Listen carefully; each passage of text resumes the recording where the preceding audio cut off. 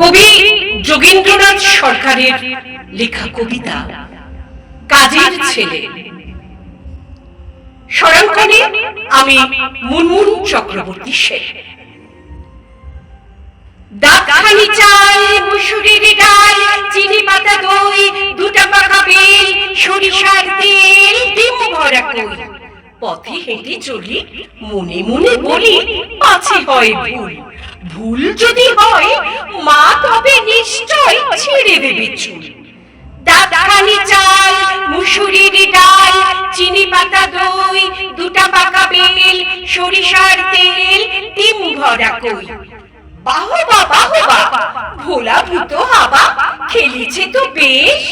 দেখিব খেলাতে কে হারে কে জেতে, কে না হলে শেষ।